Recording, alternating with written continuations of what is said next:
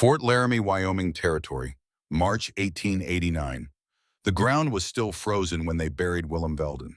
Not frozen the way ground gets in early winter, when the frost sits an inch or two down and the soil beneath still has some give. Frozen the way Wyoming ground gets after a hard season solid to the depth of a man's arm, the kind of frozen that requires a pickaxe before a shovel means anything, the kind that reminds you the earth has its own priorities and yours are not among them. Marta Velden stood at the grave while the preacher spoke. She was 63 years old, built small, her hair gone entirely white sometime in the previous decade, in the way that some people's hair goes white, not gradually, not with warning, just one winter it was gray, and the next it was done. Her hands were clasped in front of her. Her face was still. The wind came from the northwest, as it almost always did, on this stretch of open ground outside Fort Laramie. Flat land, no trees of any significance, nothing to interrupt the movement of air across hundreds of miles of open plain before it reached you. The wind did not care about funerals. It did not moderate itself for grief. It came at the same speed it had come the day before and would come the day after, indifferent, constant, taking what it took. Marta felt it against her face. And standing there with the preacher's voice moving in and out on the same wind that was pulling heat from her cheeks, she understood something. Not for the first time, she had been moving toward this understanding for weeks, since the night Willem had stopped improving, and she had known what the morning would bring. But standing here at the place where the understanding could no longer be avoided or postponed, it settled into her completely. Willem had not died because the winter was too cold. He had died because the heat left the cabin faster than the fire could replace it. The cold outside had not come in. The warmth inside had gone out. And the wind, this same wind that was now pulling warmth from her face at this graveside, had been the mechanism.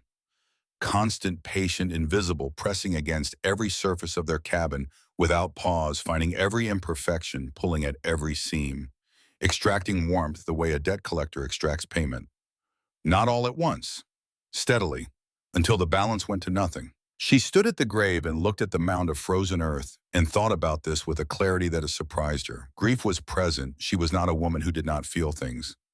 But grief and calculation are not incompatible, and Marta Velden had always been capable of holding both at the same time. She had one winter left to prepare. That was how she thought about it. One winter. She began planning at the graveside, which was perhaps not what the preacher would have considered appropriate, but which was the most honest response she had to what she was standing in front of. The cabin sat on the claim Willem had filed 4 years earlier, chosen for water access and soil quality, a shallow draw to the east that offered some protection from the worst of the spring flooding. They had built it the standard way, logs cut and stacked, gaps filled with clay and straw, roof pitched, steep cast iron stove set in the center, where its heat could theoretically reach the walls before the walls sent it back outside. By every visible measure, the cabin was correct. By every invisible measure, it was insufficient. Marta had known this in a partial way through 2 winters. She had felt it in the way the temperature near the stove and the temperature near the walls existed as entirely different climates within the same small room. She had known it in the way the woodpile demanded constant replenishment at a rate that felt wrong, that felt like pouring water into something with a hole in it. But knowing something in a partial way is not the same as understanding it clearly enough to act on it, and she had not acted. Willem's illness in January had begun as weakness, the kind of weakness that comes to men past 60 who have been working outside in hard cold for weeks without adequate recovery. His body had been spending more than it was taking in, and the cabin had been part of that equation, a place that required effort to stay warm in rather than a place that helped retain what warmth a person generated. By February, the weakness had depth to it. By the last week of February, it had direction. She had kept the fire burning through those nights with a focus that had cost her sleep she could not recover. She had done everything she could do within the system she had. The system had not been enough. That was the fact she stood with at the graveside, not rage, not collapse, a fact and the responsibility that comes from a fact clearly understood. Spring came to Wyoming Territory the way it always did, reluctantly in fits and starts. 3 warm days followed by a late freeze mud that dried and then turned to mud again, the grass returning in patches before committing to anything resembling permanence. By May, the worst of it was resolved. The draw had flooded and receded. The ground had softened enough for planting. Marta did not plant much that year. She walked instead. Every morning before the day organized itself into tasks, she walked the perimeter of the cabin. Not the property, the cabin itself, the structure, the exterior walls. She walked slowly, stopping frequently, placing her palm flat against the log surface and leaving it there. She was feeling for something that had no name she knew in English, something she remembered from the houses of her childhood in the Carpathian foothills, a quality of surface, a relationship between inside and outside that those old houses had, and this one did not. In those houses, the walls had not been singular. There had been an inner wall and an outer wall, a space between them, not filled, not sealed, left as air. Still air. The gap had been perhaps 2 or 3 feet, not large, not dramatic, nothing that announced itself as a feature. Just a space, a separation. The difference it made had been felt rather than understood, registered in the body before the mind had a framework for it. Marta had been a girl in those houses. She had not built them. She had not known at the time why the inside of those structures felt different, calmer, more stable, less subject to the fluctuations that characterized every building she had lived in since leaving that region. She had simply felt it, and the feeling had stayed with her the way physical memories stay stored in the body rather than the mind, accessible not through thinking, but through attention. She walked the cabin and paid attention. One evening in May, she sat with her daughter Ilsa after supper and told her what she was thinking. Ilsa was 19, practical in the way of young women who had grown up on claims, accustomed to problems that required solutions and solutions that required work. She listened with her full attention, the way she listened to most things her mother said, not deferentially but genuinely because Marta had generally proven worth listening to. They built the houses that way back home, Marta said. 2 walls, a space between them. What was in the space, Ilsa asked. Air, just air, not moving. Still. Ilsa considered this. Why not fill it with something straw earth? Because it would move, Marta said. Air that moves takes heat with it. Air that stays still holds it. The space between the walls, the air in it, never touched the outside cold directly. It sat between the 2 walls and stayed, and that was enough. Ilsa looked at her. Why haven't you told anyone else this? Marta was quiet for a moment. Outside, the evening wind moved through the draw, the same wind, always the same wind, never tired of its own direction. Because they will not believe it until they feel it, she said, and they cannot feel it until it exists. Ilsa nodded. She understood this. Explanation without evidence is just talking, and this valley had enough of that. When do you start? Ilsa asked. June, Marta said, when the ground is right for posts. She began on a Tuesday in early June, which was the same day of the week she had planted her first kitchen garden on this claim 4 years prior, which was not something she had planned, but which she noticed. The work was straightforward in concept and demanding in execution.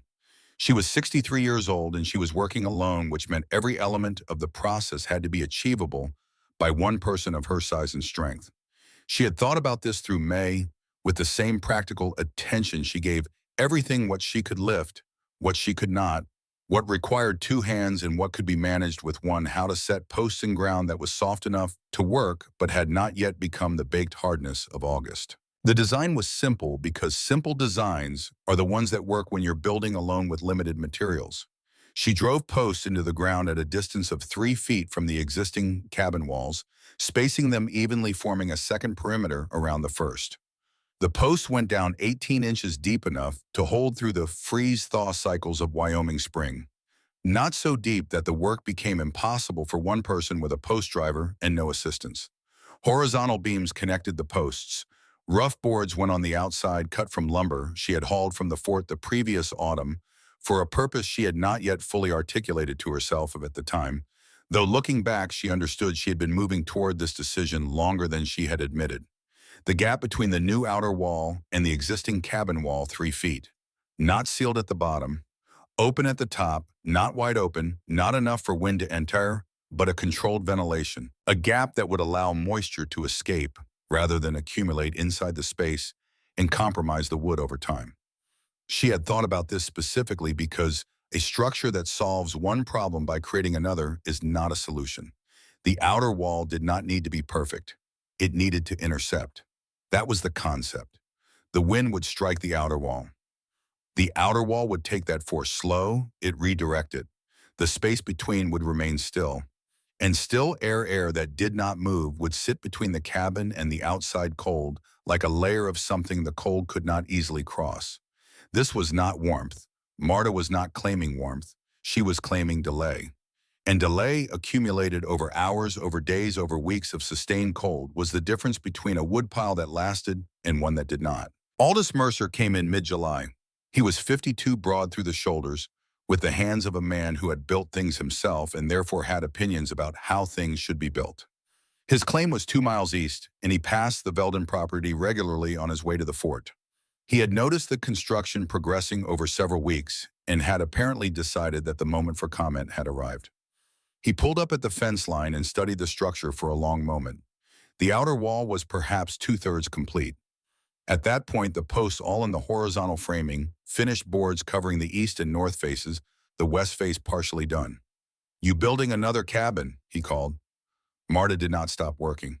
"No," she said, "a wall." "You already have one."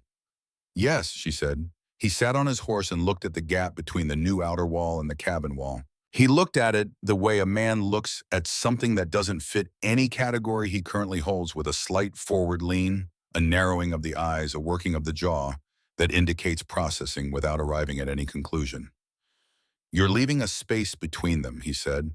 "Why not pack it dirt straw, something solid?" "Because it would move," Marta said.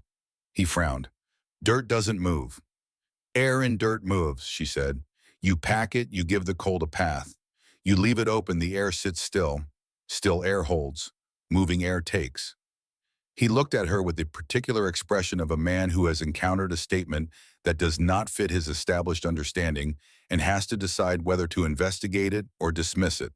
The investigation would require effort. The dismissal was immediate. "Walls stop cold," he said. "That's what they do." "Walls slow cold," Marta said. "Wind takes heat. That's different." He shook his head, not argumentatively, more with the manner of a man closing a door on a subject he has decided is not worth the trouble. "You'll waste the summer on this," he said. "Better to cut more wood." "More wood doesn't solve the loss," Marta said. "It feeds it." He looked at her for a moment longer, then clicked his horse forward and continued toward the fort. He did not look back. He had decided, and he was the kind of man whose decisions once made did not benefit from additional information. Marta watched him go, then returned to the board she had been fitting. Cord Olson came a week later. He was different from Mercer in the ways that mattered for this particular encounter. He was 55, quieter, with the habit of looking at things longer than most people did before saying anything about them. He had built his own place 12 years earlier and had learned some things in the process that had made him thoughtful about construction in a way that Mercer, who had hired help for most of his building, had not needed to become. He came on foot, which meant he had come specifically to look, rather than passing on his way to somewhere else. He walked the perimeter of the outer wall without speaking, pausing at the corners, crouching once to look at where the base of the outer wall met the ground, standing up and pressing his palm against the board surface, then stepping back to look at the whole structure from a distance. He did not laugh. He also did not speak for a long time. Marta continued working. The silence between them was not uncomfortable. It was the silence of two people who understood that there was nothing yet to say, that the thing under consideration was not yet complete, and therefore not yet available for full evaluation. Finally, he said, 3 feet. "Yes," Marta said. "Consistent all the way around." Consistent. He looked at the gap at the cabin wall, visible through it, at the outer wall he was standing next to. He was measuring something in his mind. She could see it, running a calculation she did not have access to, arriving at some preliminary position that he was not yet ready to share. He left without further comment, not dismissively, carefully. He was a man who did not commit to positions before he had enough information to justify them, which Marta respected, even though it meant his understanding would come slower than she would have liked. By August, the outer wall was complete. Marta walked the full perimeter on the morning she finished, the way she had walked it at the beginning, slowly, hand on the surface, reading what she could through touch and observation. The structure was not elegant. It was not meant to be. It was functional in the specific way of things built for a single purpose by someone who understood that purpose clearly. From the outside, it looked excessive. A cabin encased in a second shell, the gap between them visible at the top where the ventilation space was left open, the whole thing larger than it needed to be, by the measure of any convention she knew of in this valley.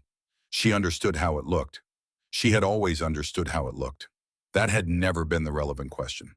The relevant question was what it would do when what was coming arrived and began its work. And that question could only be answered by the winter itself, which kept its own schedule and consulted no one. Ilsa came around the corner of the outer wall one afternoon in late August and stood in the gap between the two walls. The space was perhaps 2 feet wide at that point, enough to walk through, enough to feel what the air was doing inside it. She stood there for a moment, looking up at the narrow strip of sky visible above the gap, then at the cabin wall on one side and the outer wall on the other. "It's still in here," she said. "Yes," Marta said, "even with the wind going." "Yes." Ilsa put her hand out and touched the cabin wall, the original log surface. Then she turned and touched the inner face of the outer wall. She stood between these two surfaces and felt the air, which was indeed still, which was doing what still air does, which was holding, rather than taking. She did not say anything else for a moment. She was feeling rather than thinking, and feeling takes the time it takes. Then she said quietly, more to herself than to Marta, "I see it now." Not the theory. The thing itself, the way knowledge becomes real. Not when someone explains it, but when the body understands it directly through attention, through contact, through the specific intelligence of a hand placed against a surface and left there long enough to receive information.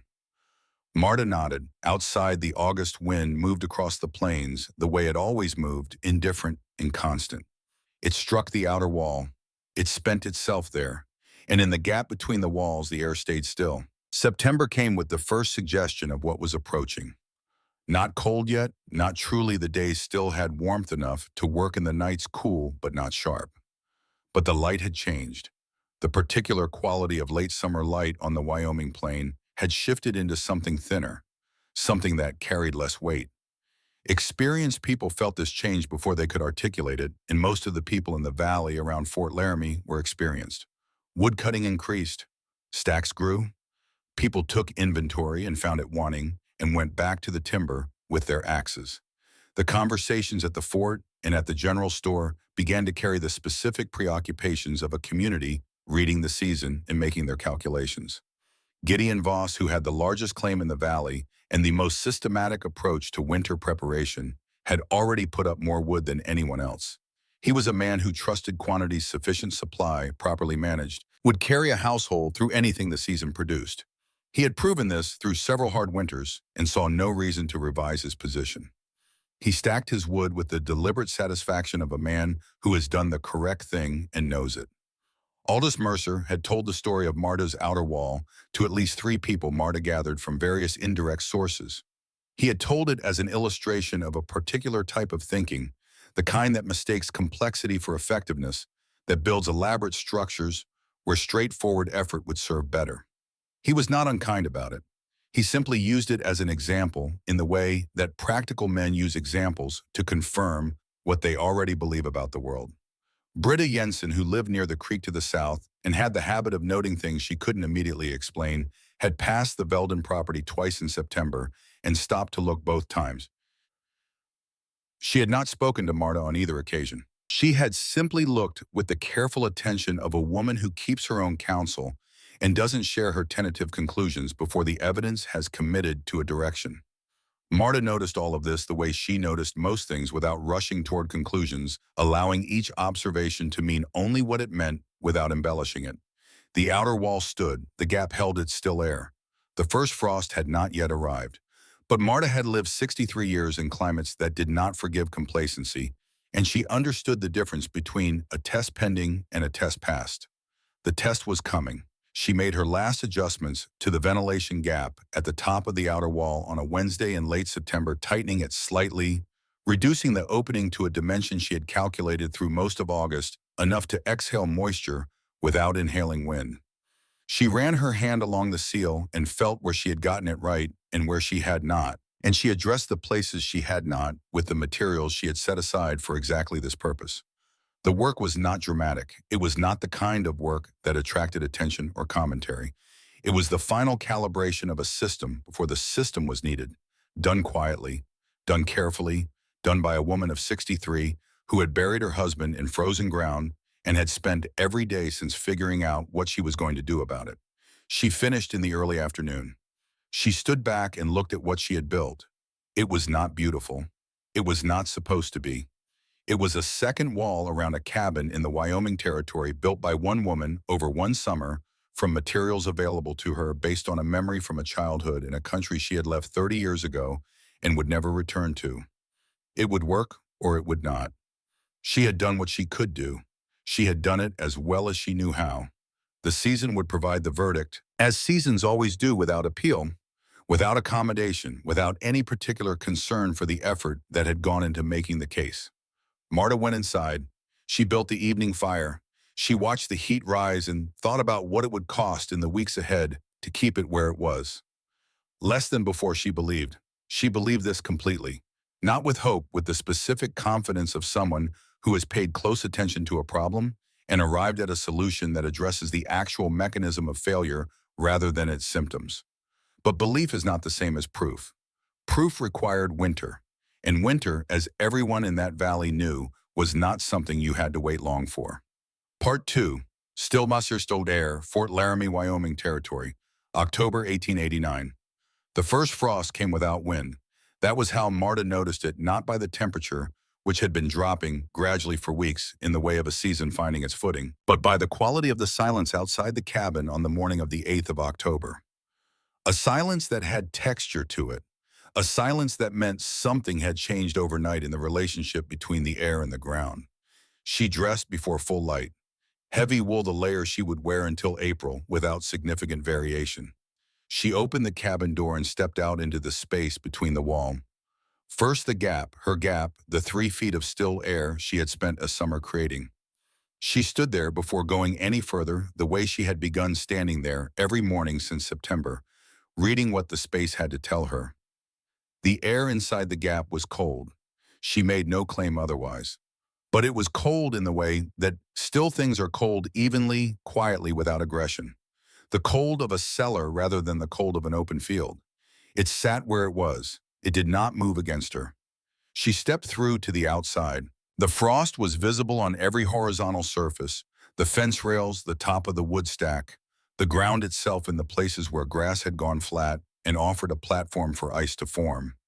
The sky was clear and pale, the kind of pale that follows a night of rapid heat loss from the earth when the sky is too dry to hold clouds and the cold comes down unimpeded from whatever is above. She put her palm against the outer wall. Cold. Very cold, colder than the inside face of that same wall which she had touched moments before inside the gap. She noted this difference. Not dramatic, not yet, but present and measurable by the same instrument she had been using all summer, the specific intelligence of a hand left flat against the surface long enough to receive honest information. She went back inside the gap, touched the cabin wall, the original logs, cool but not the same cold as the outer surface. Something had happened in the 3 feet between those two walls. The still air had done what still air does. It had sat between the cold outside and the warmth inside, and it had, by virtue of simply not moving, reduced the rate at which one replaced the other. She went inside. She built the fire. She watched how the heat behaved. Britta Jensen came to the general store on the 14th of October. She was not a woman who talked for the pleasure of it. When she said something at the store, which was where the Valley's information tended to gather and redistribute itself, it was because she had been holding the thought long enough that she was reasonably confident of it. She set her purchases on the counter, and while Aldous Mercer was talking about his woodpile, which was substantial, which he had mentioned on several previous occasions, she said without preamble, "Marta Veldon's wood consumption hasn't changed." The store went quiet in the specific way it goes quiet when someone says something that requires adjustment. "It's October," Mercer said. "Yes," Britta said. "And everyone else's has gone up, including mine. Hers hasn't." Mercer shook his head. "Early season variation means nothing yet." Britta looked at him without particular expression. "Perhaps," she said. She paid for her purchases and left. She had said what she had come to say. Whether anyone did anything with it was their own matter. Marta heard about this exchange from Ilsa, who had been in the store that afternoon buying flour. Ilsa reported it the way she reported most things, accurately and without embellishment, the facts in the order they had occurred. Marta listened, then returned to what she had been doing, which was checking the ventilation gap at the top of the outer wall on the south face, where she had noticed a slight increase in airflow that she wanted to address before the serious cold arrived. She did not go to the store to explain herself. She had not gone to the store to explain herself at any point during the summer, when people had been looking and commenting and shaking their heads, and she was not going to start now. The numbers Britta had noticed were real. They would continue to be real. That was sufficient. November arrived with a purpose. The first significant wind of the season came on the 3rd, sustained from the northwest at a speed that made outdoor work unpleasant and outdoor exposure something to be planned and limited. Not dangerous, not yet. The temperature was still in the range that cold rather than threatened, but enough to establish what the winter intended to be. Marta stepped outside on the morning of the 4th and stood in the open ground between the outer wall and the fence line. The wind struck her directly. She counted not seconds, impressions. The rate at which warmth left her face and hands. The way the cold organized itself differently when it had movement behind it, when it was not merely temperature, but force. Then she stepped through the outer wall and into the gap. The difference was immediate and mechanical. The wind did not enter the gap. That was the first thing. The outer wall had intercepted it, not stopped it in the sense of pushing back against it, but reorganized it, redirected it around the structure. Inside the gap, the air held its position. It did not swirl. It did not rush. It sat. She put her hand on the cabin wall inside the gap. The surface was cool, but it was not being stripped. The wind outside was not reaching it directly. What reached the cabin wall was the still air of the gap, and still air, however cold, does not pull heat from a surface the way moving air does. Moving air is always hungry. Still air is satisfied. She stood there for perhaps 5 minutes feeling this with her full attention. Then she went back through the outer wall into the open air where the wind was still doing exactly what it had been doing, and she walked to the wood stack and took what she needed and went inside. Later that afternoon, Cord Olson came. He did not knock. He appeared at the edge of the outer wall with the look of a man who has been thinking about something for some time and has decided that standing outside thinking about it is no longer sufficient. Marta saw him from the window and opened the outer door. He looked at her. Then he looked at the gap. Then back at her. "May I?" he said, and gestured toward the space between the walls. She stepped aside. He went in, stood in the gap. The wind was audible outside. She could hear it clearly, even from inside the cabin, a steady pressure against the outer boards. Inside the gap, Court stood still. He turned slowly. He raised one hand and held it flat in the air, feeling for movement. There was very little. There was some. The gap was not hermetically sealed, and she had never claimed it was, but what movement existed was nothing like what was happening on the other side of the outer wall. He stood there for longer than she expected. When he came in, he sat across the table from her without being invited, and she put coffee on without being asked, because this was the kind of conversation that required something warm in the hands. "The boards," he said finally, "they're taking the force." "Yes. And the gap stays still because the wind has nowhere to go once it passes the wall." "It goes around it," Marta said. "Not through." He nodded slowly. He was working through something. She could see it, building a physical model in his mind of what was happening outside, cross-referencing it against what he had just felt in the gap, checking the two against each other for consistency. He was the kind of man who did not accept things until they cohered, which meant he was slow to arrive at conclusions, but reliable when he did. "The cabin wall," he said. "What's the temperature differential between outside the outer wall and the cabin wall itself?" "I don't have a thermometer," Marta said. He looked at her. "I have my hand," she said. He almost smiled.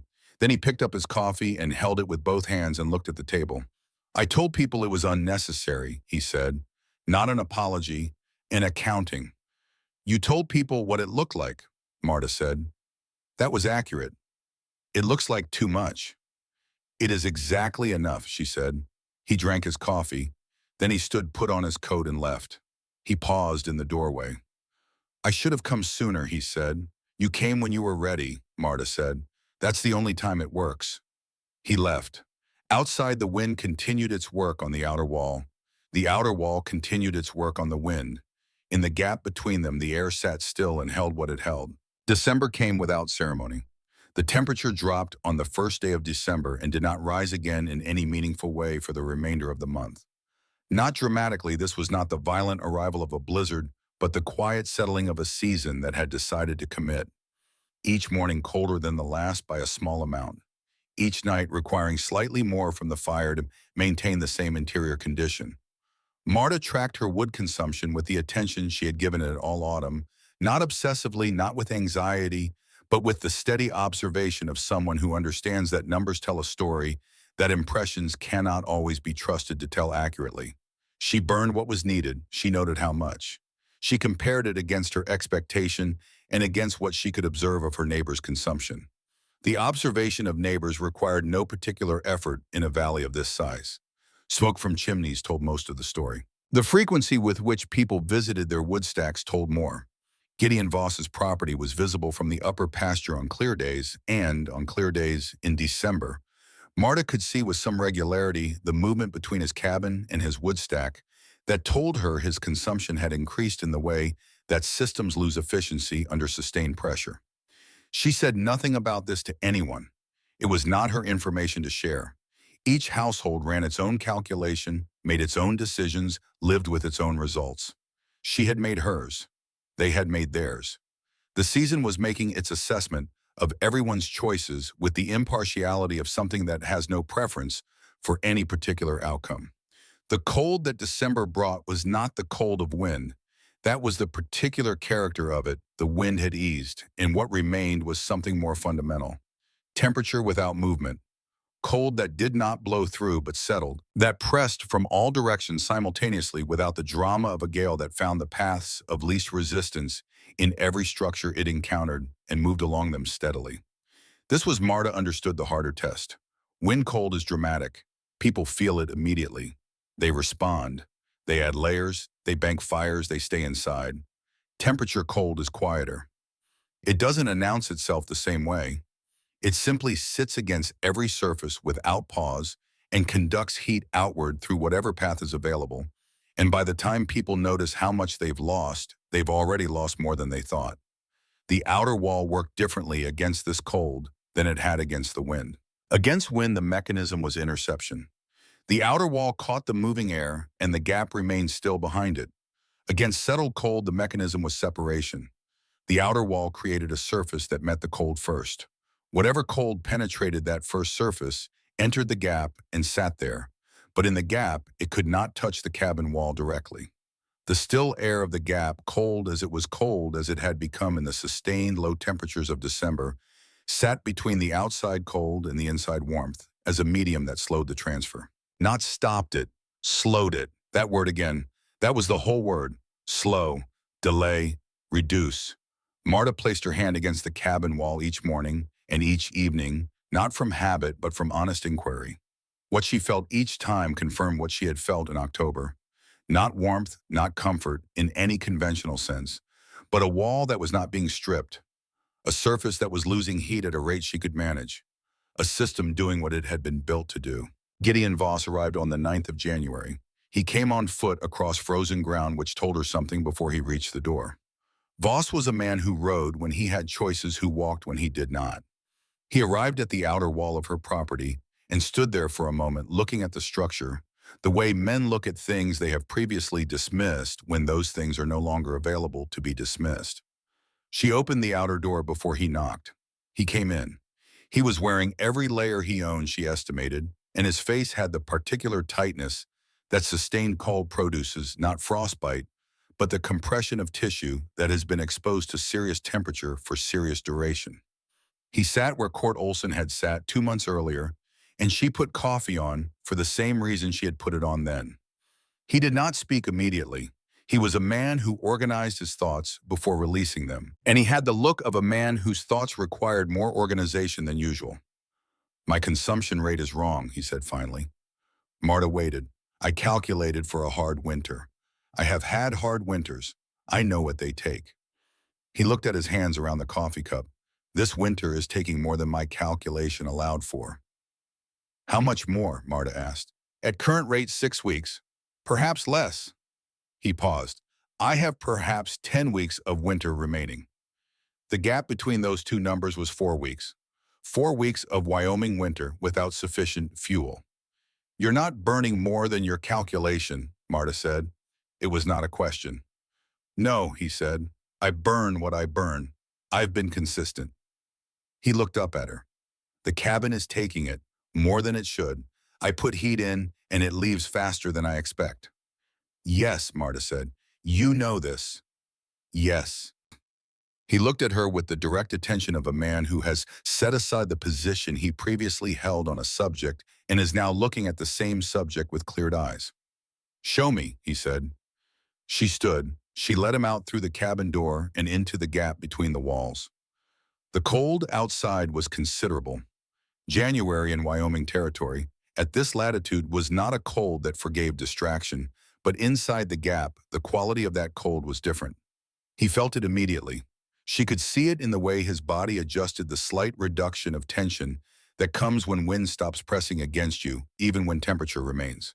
He turned slowly in the gap the way Court Olson had turned. He raised one hand and held it in the air. Still, he said. Yes. Even now, dear. Even now, and he stood there for a long moment. He pressed his hand against the outer face of the cabin wall, the original logs. He pressed his other hand against the inner face of the outer wall. He held both contacts and felt the difference between them. When he turned to look at her, his face had changed in the way faces change when a person has understood something that cannot be understood back out of. Not relief exactly, something more complicated. The specific expression of a man who has grasped the nature of a problem at the same moment he has grasped that the time for solving it has passed. I cannot build this now, he said. No, Marta said. The ground is frozen past what post will go into, and the season is already. He stopped. Already in motion, Marta said. Yes. They went back inside. He sat with his coffee. The fire burned steadily. The heat inside the cabin stayed longer than it would have stayed in his cabin, not because her fire burned hotter, but because less of what it produced was immediately surrendered to the outside. If I had built this in autumn, he said. Yes, Marta said. He was quiet. Then, why didn't I? She looked at him. You trusted your calculation, she said. Your calculation was right for what you knew. It didn't account for this. For what? For the loss, she said. You calculated how much you would use. You didn't calculate how much the cabin would take. He sat with that. It was a distinction that required sitting with the difference between consumption and loss, between what a person intends to spend and what a system extracts without asking. What can I do, he said, that I can still do now? Seal what you can, Marta said. Every gap, every seam. Reduce where the outside air can enter directly. It won't be this, she gestured at the walls around them, but it will be something. He nodded. He understood that something was not the same as enough, but something was what he had to work with. He left. Marta stood at the window and watched him cross the frozen ground toward the road, his breath visible in the cold air, his figure growing smaller against the enormous flat pale of the January landscape. She did not feel that she had won something. She felt the specific weight of having understood a problem correctly and alone, which is not a triumph. It is its own kind of loneliness. The middle of January brought Ilsa's illness, which arrived quietly and without warning. The way illnesses arrive in winter, when the body has been managing cold for months and its tolerance for additional burden has thinned. It was a fever, not violent, not the kind that requires decisions about the nearest doctor, but sustained 3 days of elevated temperature in the particular stillness of a sick young body, redirecting all available resources toward recovery. Marta did not sleep much during those 3 days. She tended the fire with an attention that bordered on ceremony, not because the cabin needed more fire than usual, but because the act of maintaining it gave her hands something to do while her mind moved through territories she had not intended to visit. On the second night, with Ilsa sleeping and the fire settled and the wind pressing quietly against the outer wall and the darkness outside, Marta sat in her chair and allowed the question she had been avoiding to arrive. What if she was wrong? Not about the mechanism she had felt. The mechanism working, she had put her hand against both walls and felt the difference. She had tracked the consumption numbers through 4 months of increasing cold, and the numbers did not lie. The mechanism was real. But what if the mechanism was not what had mattered? What if Willem had died of something else, some weakness she had not recognized? some illness that had nothing to do with the temperature of the cabin walls. And she had spent a summer building a second wall around a grief she had converted into an engineering problem, because grief without a solution is harder to carry than grief with one. What if the wall was not for the cold? What if it was for her? She sat with this for a long time. Ilsa breathed steadily in her bed across the room. The fire spoke its small language of settling and catching. Outside, the still air of the gap held its position between the outer wall and the logs. Marta did not answer the question that night. She let it sit the way she let most hard things sit, without forcing a resolution, without pretending the question was smaller than it was. She simply held it and continued doing what needed doing, which was keeping the fire and watching her daughter breathe. On the fourth day, Ilsa's fever broke. She sat up in the morning and asked for water, and then food in that order, which was the order of a body that had finished its internal work and was ready to be a person again. Marta brought both without comment and watched her daughter eat with the specific quality of attention that parents bring to the recoveries of children, which does not diminish with the child's age. Marta never spoke of that second night to anyone. Not to Ilsa, not to Court Olson, who came to check on them that week, not to anyone who ever asked her about the winter of 1889. Some questions do their work by being held, not answered. The wall had been built. The wall was working. That was the evidence. Evidence was the only argument she had ever trusted, and it was the only one she ever needed. Britta Jensen came to the store again in late January. This time, she did not preface her observation. She stood at the counter and said, "Marta Veldon's wood consumption is the same as it was in October. Everyone else's is up by a third or more." The store was quiet. Mercer, who was present, did not offer the response he had offered in October. He stood with his purchase in his hand and looked at a point somewhere between Britta and the far wall and said nothing. Someone asked, "How does she know her numbers?" Britta said, "Because I asked her." More quiet. "The wall," someone said. Not a question, a realization being spoken into the room to see how it sounded. "The wall," Britta confirmed. Court Olson was not at the store that day, but he heard about this conversation within 24 hours, as conversations in that valley tended to travel. He came to Marta the following afternoon and told her about it with the neutral accuracy of a man delivering information he considers important. Marta listened. "They believe it now," Court said. "They believe the numbers," Marta said. "That's not the same thing." He looked at her. "Believing numbers is the beginning," she said. "Understanding the reason is the next step. Most people stop at the first one." He considered this. "What do you want them to understand?" "That the cold isn't the problem," she said. "The loss is the problem. The cold is just the condition. Loss is what you can do something about." Court was quiet for a moment.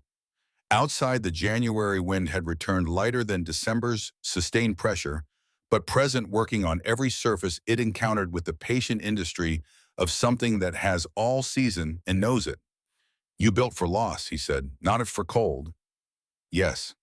That's a different problem than what everyone else has been solving." "Yes," Marta said. "It is." He stood at the window and looked at the outer wall, which was visible from that angle, its boards pale in the winter light. Snow pressed against the base of it, the gap invisible from outside, but present, doing what it did, holding what it held. "I've been thinking about what I can do," he said, "without building the full structure. There are things I can change. The gap under my door, the seam along the north wall where the caulking cracked last autumn. Small things." "Same principle," Marta said. "Smaller scale." "Will it be enough?" She looked at him honestly. "It will be something," she said. "Something is not nothing. Something is how you get through what's left." He nodded. He understood the precision of that answer, the refusal to overclaim the commitment to accuracy over comfort. He had come to appreciate this quality in her, even as he had once found it unsatisfying. Accuracy was more useful than reassurance in the end. More useful, especially now in late January with February ahead. He left with the measurements he had come for. Marta stood at the window after he'd gone and watched the outer wall in the fading afternoon light. February was coming, and February in Wyoming Territory was the month that decided things. Fort Laramie, Wyoming Territory. February 1890. February arrived without the drama people expected from the month that finished things. No blizzard, no sudden violence. Just a deepening. The cold that had settled in December and held through January pressed further down in February, not by large increments, but by small ones that accumulated into something absolute. The kind of cold that stops being a condition and becomes an environment. The kind that does not fluctuate enough to offer relief or false hope. It simply maintains itself day after day with the patience of something that has no reason to hurry. Marta woke on the 1st of February and built the fire in the dark, the way she had built it every morning since October, with the same sequence of actions in the same order. Because sequence matters in the morning when the body is not yet fully decided about being awake. Small kindling first, then larger pieces once the small ones had committed. Then the cast iron door closed to the angle that gave the best draw without wasting heat up the flue. She put her hand on the cabin wall. Cool, not stripped, still holding what it had held through the night. She went into the gap between the walls before going outside. The temperature in the gap was below freezing. She could see her breath, which was not a surprise, which was not a failure. The gap was not designed to be warm. It was designed to be still. And it was still the air in it, sitting exactly where it sat every morning, undisturbed by whatever the night outside had done. She pressed her palm against the outer face of the gap, the inner surface of the outer wall. Cold. Then against the inner face, the exterior log surface of the cabin. Less cold. The differential was present. The system was working exactly as it had worked in October and November, in the deep press of December, in the sustained freeze of January. It had not degraded. That was the thing about systems built on correct principles. They did not require the conditions to cooperate. They worked because the principle was right, not because the weather agreed to make things easy. She went back inside and finished building the day. Gideon Voss came again on the 8th of February. He did not come for warmth this time, or rather warmth was not the primary thing he came for. He came because he had been thinking since January about the conversation they'd had about loss, about what the cabin takes versus what a person chooses to use, and he had arrived at a place where thinking alone was no longer sufficient. He sat across from her, and she put coffee on, and they sat in the way they had sat in January, except that January had been the beginning of his understanding, and February was somewhere further along in it, and that difference showed in how he held himself. "I've been sealing," he said, "the gaps you mentioned, the seams. Has it helped?" "Some, bam." He paused. "Enough to extend by perhaps a week, maybe 10 days. A week to 10 days. That was real, not the difference between failing and succeeding, perhaps, but real. Something wrested from a situation by attention and effort." She respected that. "What I keep coming back to," he said and stopped. She waited. "Is that I prepared correctly?" he said. "By every measure I understood. I put up more wood than any household in this valley. I calculated my consumption rate from 3 previous winters, and I added margin." He looked at his hands. The margin was for more use, not for more loss. "Yes," Marta said. "Those are different calculations." "Yes."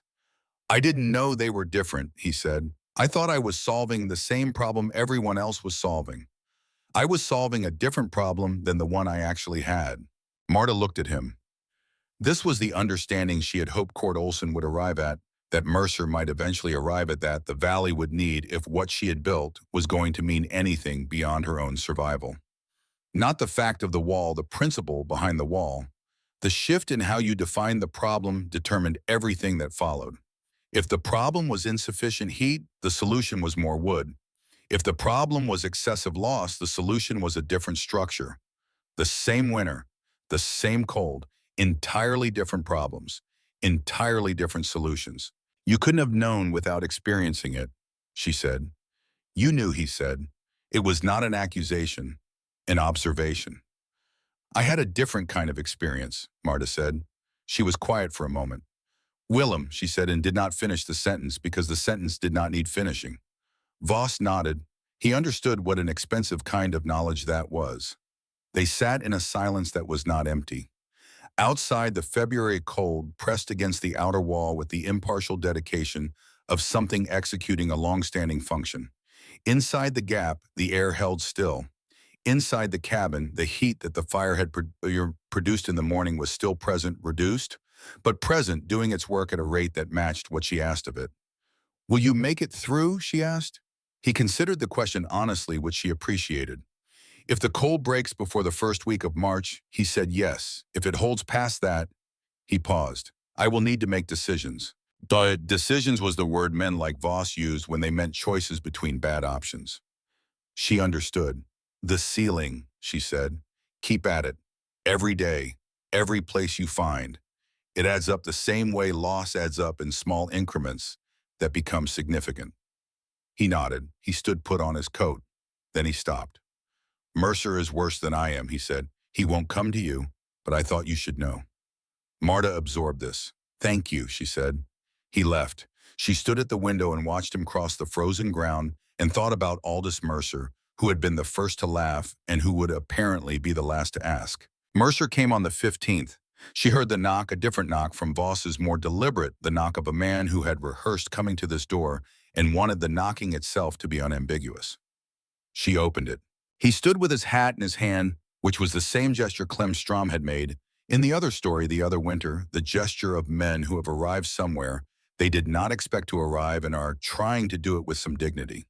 He was not a small man, and he did not make himself smaller than he was. He simply stood with his hat in his hands and looked at her with the direct attention of someone who has set down a position he has carried for a long time and is still feeling the lightness of it. Come in, she said. He came in. He did not sit immediately. He looked around the cabin, not searching for anything, just looking the way people look at spaces that have meaning. They're trying to understand. Then he sat. She put coffee on. I've been wrong about this since July, he said. She said nothing because nothing was the correct response to a statement that complete. Not wrong about the specific thing. I didn't understand the specific thing well enough to be wrong about it. Wrong about whether it mattered. He looked at the wall. It matters. Yes, she said. How much wood have you burned this winter? She told him the number. She had kept accurate count because accuracy had always been her tool of first resort. He sat with the number. It was substantially less than what he had burned, she could tell, but by the way his jaw moved slightly, the internal calculation running its course. And your cabin is warm, he said. My cabin is adequate, she corrected. It holds what I put into it better than it did before. That's not the same as warm. It's enough. He looked at her. That distinction, enough versus warm, that's the whole thing, isn't it? Most of it, she said. People build for warm. You built for enough. I built for the cold I actually have. She said, not the cold I wish I had. He was quiet. He drank his coffee. He did not rush toward the next thing he wanted to say, which told her he was thinking rather than performing. Where did you learn this? He asked finally. I remembered it, she said, from the houses I grew up in the Carpathian region. The winters are long there, but the houses held differently than houses here. 2 walls, a space between. I was a girl. I didn't understand the reason. I felt the difference. She looked at her hands. When Willem got sick, I started trying to understand what I had only felt before. The reason for what I remembered. Mercer nodded slowly. You converted a feeling into a structure. I converted an observation into a principle, she said, and a principle into something I could build. He was quiet again. Then, I told people it was unnecessary. I know. I was wrong. You told people what it looked like, Marta said. You weren't wrong about what it looked like. You were working with incomplete information about what it was doing. He looked at her. You're being generous. I'm being accurate, she said. Generous would cost me something. Accurate costs nothing. He almost smiled. It was a small expression, the kind that surfaces in people when they have heard something that is true and uncomfortable and unexpectedly fair all at the same time. He set down his cup. He stood. He was going to say something. She could see him deciding what it was going to be, running through options with the deliberate care of a man for whom words were tools that he did not want to misuse. I should have come sooner, he said. You came when you were ready, Marta said. That is always the right time. He put his hat on and left. Marta sat for a moment in the quiet after he'd gone. The fire spoke its small language. The outer wall held its position against the February cold. In the gap between the walls, the still air did what it had been doing since October. Nothing dramatic, nothing visible, nothing that would be apparent to anyone who did not know to look for it. Just holding, just reducing the rate at which the inside became the outside. That was all it had ever done. That was all it had needed to do. The cold broke on the 22nd of February, not all at once. It never broke all at once. It eased a degree or two of warming over 2 days, then a few more, then a morning when the quality of light through the window was different, when the silence outside had lost its particular density, when the air smelled like something other than iron. Marta stood outside on the morning of the 23rd without her outer coat for the first time since October. Just for a moment.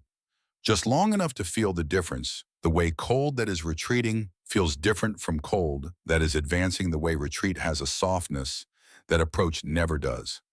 She walked around the outer wall of the structure and looked at what the winter had done to it. Snow was pressed against the base of the outer wall on the north and west faces, compacted there by months of wind-driven accumulation, packed solid in the places where drifting had occurred. She had cleared the worst of this throughout the winter enough to prevent structural loading that the posts hadn't been designed for, but she had left what was manageable because the snow itself added a layer of insulation to the outer wall's base. Intentional or not, it had served the same principle.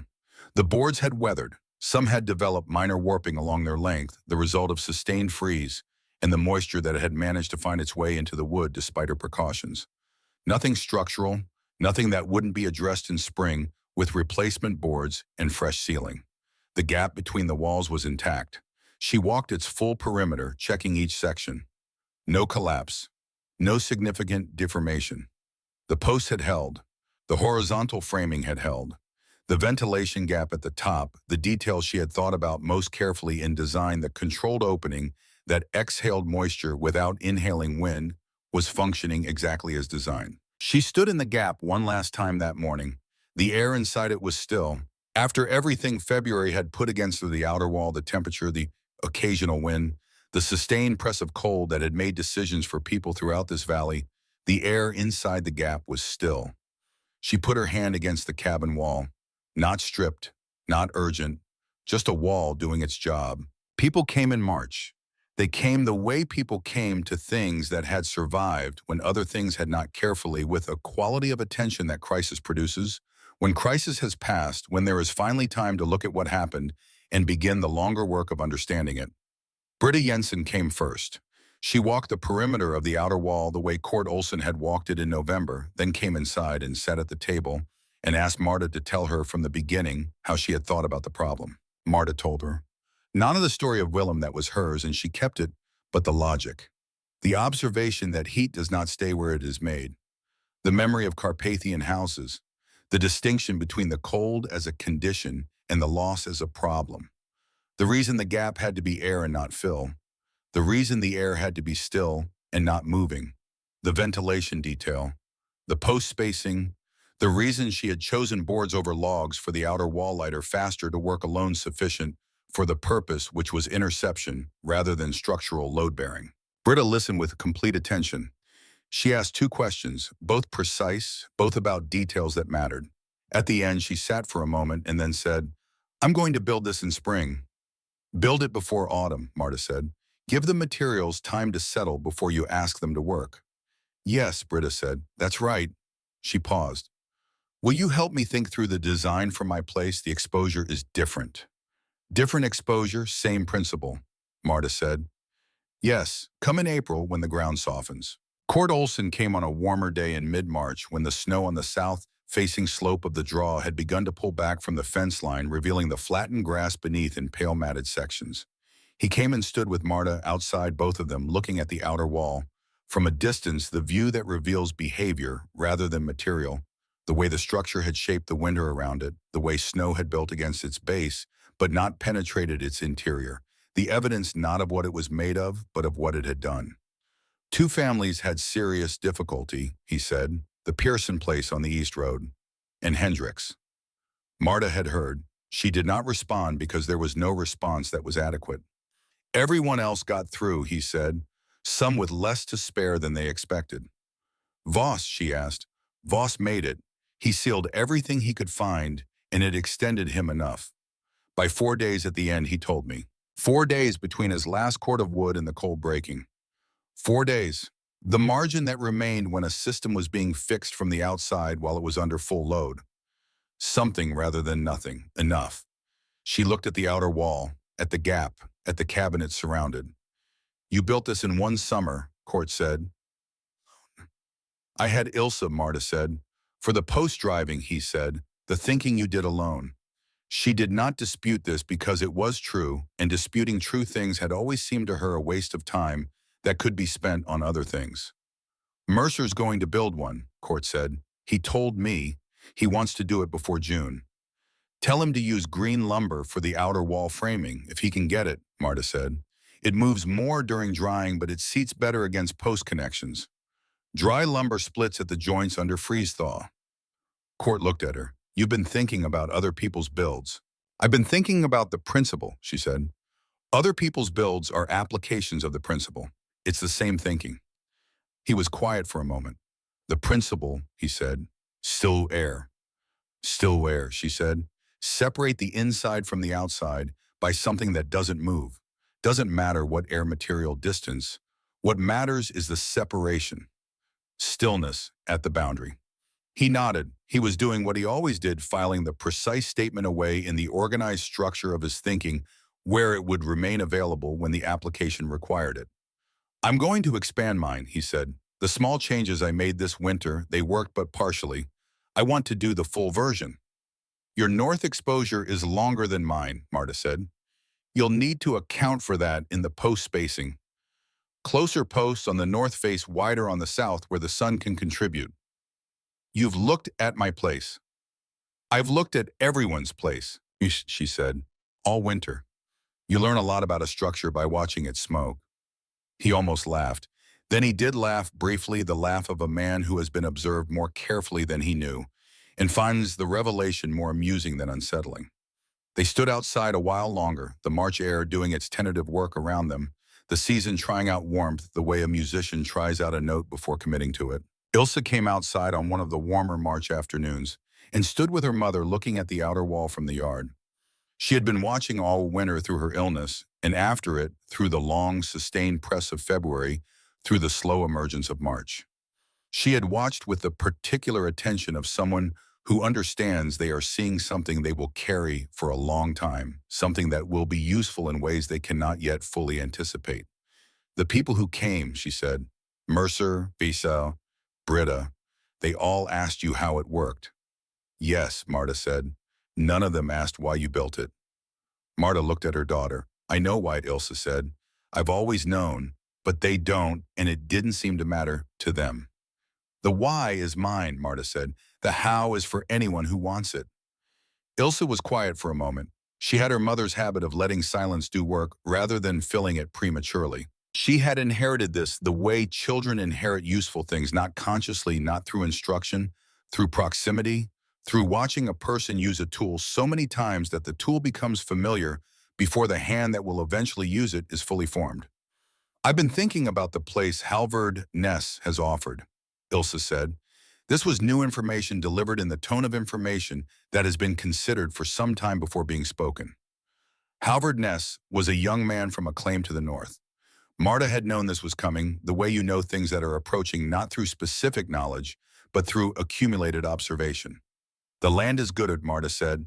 Water access on the eastern edge. Yes. Wind exposure from the northwest, same as here. Yes, Ilse said. Same as here. They looked at each other. When, Marta asked. Spring, Ilse said. If you, she stopped, restarted. I won't go before you're settled for it. I'm settled for it, Marta said. I've been settled for it since February. Ilse looked at her. You knew in February. I knew in November, Marta said. But February is when I was certain you'd be all right with it. Ilse was quiet again, then softly, because of the wall.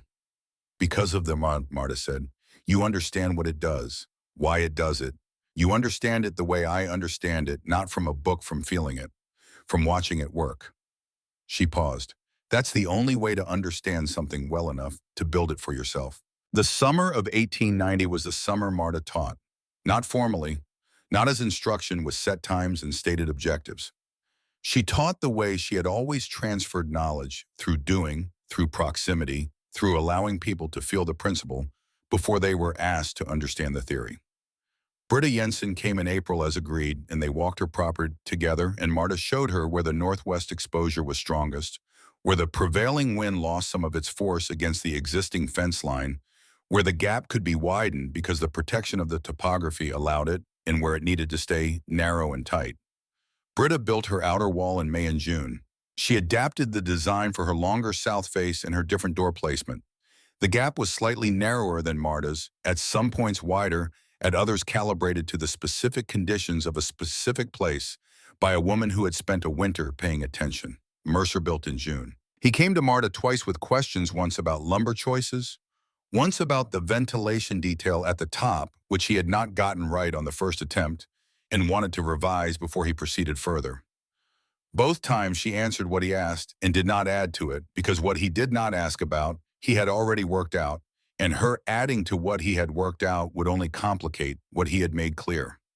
Cord Olson built his expanded version in July, working steadily and without urgency, with the methodical patience of a man who has learned that understanding the thing you're building matters more than finishing it quickly. Voss did not build a full outer wall. He made the decision that his claim in its current configuration would require modifications. He was not prepared to undertake that season. But he changed his door placement, repositioning the main entry to the south face instead of the west, and he rebuilt his woodshed with a closer wall on the north side. And these changes, small or same principle, reduced his exposure in ways that his February accounting had told him he needed. Each household found its own version of the same understanding, none of them identical, all of them pointing toward the same thing. Marta stood at the edge of her property on an evening in late September, watching the last light move across the plain. The outer wall stood behind her. It had been repaired through the summer in the places where the winter had asked hard questions. Of it, boards were replaced where warping had exceeded what was acceptable. Posts reset in two places where the spring thaw had shifted the ground beneath them. The ventilation gap recalibrated along the north face where her February observations had shown she could tighten it slightly without compromising the moisture management. It was not the same structure she had finished in September of the previous year. It was better, not because she had more resources or more help, because she had data, a full winter of observation under full load, and the specific knowledge of what the structure had done well and where it had been asked to do more than it had been designed to handle. Systems do not improve by themselves. They improve because someone pays attention and makes adjustments before the next test arrives. That was the work that most people did not account for, not the building but the maintaining. Not the construction, but the calibration. She had been calibrating since March. She would continue calibrating until the structure no longer served its purpose, at which point she would build something better. The evening light faded. The temperature dropped in the way it always dropped in late September in Wyoming territory, not gradually, not with warning, just a shift that arrived when the sun left and reminded everything below it of the arrangement. Marta went inside. She built the evening fire with the same sequence she had used the previous winter and the winter before that: small kindling, first then larger pieces, then the cast iron door to the angle that gave the best draw. She watched the flame catch and hold. She put her hand on the cabin wall. The wall was cool. The wall was always cool. She had never claimed warmth, but it was not stripped. It was not urgent. It was a surface doing exactly what it was designed to do, which was to separate the inside from the outside at a rate she could manage, at a cost she could afford through a winter she was prepared for. Ilsa's first autumn on the nest claim was the autumn she drove the first post for her own outer wall. She did it on a Wednesday morning, which was the same day of the week her mother had driven the first post for hers, though this was not something she had planned. Some patterns recur without intention. Her outer wall would be different from her mother's. The exposure was different. The door placement was different. The prevailing wind on the nest property came from a slightly different angle, requiring a different post spacing on the northwest face. These were not problems. They were specifications. Every structure has to match its conditions rather than a template, because conditions are always specific and templates are always general. And when the winter comes, it comes for the specific building in the specific place, not for the general idea of a building. Halvard Ness watched his new wife drive the post into the ground with the practiced efficiency of someone who had done this work before, who knew how the post driver felt in the hands, how to read when the post had found solid purchase and when it was still moving through soil that would not hold. "What's the wall for?" he asked. He meant it as a practical question. What problem was it solving? What function did it serve? He was not challenging her. He was a practical man who asked practical questions. Ilsa straightened. She looked at the pie, then at the existing cabin wall behind it, then at him. My father died because our cabin couldn't hold its heat, she said. The heat left faster than the fire made it. The wall changes that it puts still air between the outside cold and the inside wall, and still air doesn't carry heat away the way moving air does. He looked at the post, then at the cabin wall. He was following the logic, she could see it, tracing the physical path of what she had described. That gap, he said, between this post and the cabin wall will be 3 feet, she said, consistent all the way around. He nodded slowly, and the air in it just sits there. Sits there, she said. That's all it has to do. He looked at her for a moment with the expression of a man encountering a simple idea that has somehow been waiting for him without his knowledge. Then he picked up the post driver from where she had set it and held it out to her. Show me, he said. How far apart for the next one? She took the post driver. She measured the spacing with the same method her mother had used, not a tape measure, paces counted twice confirmed. She marked the spot. Then she handed the post driver back to him and pointed. He drove the second post himself, with her watching, with her correcting the angle once when it drifted with her hand on his forearm to stop him when it had gone deep enough. They worked together until the light failed. In Coldwater Valley to the north, a woman named Agnes Holt was doing something similar with willow branches and bent ribs and woven walls. In Wyoming Territory, a woman named Marta Veldon was standing at the edge of her rebuilt outer wall, watching the season turn. Neither knew about the other, but they were working from the same understanding arrived at through different routes expressed through different materials, suited to different conditions, on different properties in different corners of a continent that was learning slowly and at significant cost that the cold is not the problem. The loss is the problem. And the way you address loss is not by producing more of what is being lost. It is by understanding where the loss happens and building something at that exact point and making it hold. Marta Veldon had built hers. Ilsa Ness. Ilsa Veldon, always in the part of herself that remembered how she had learned what she knew was building hers. And in the still air between two walls on a September evening in Wyoming Territory, the heat that the evening fire had produced stayed where it was a little longer than it would have stayed otherwise. Not warm, not safe in any absolute sense, just sufficient.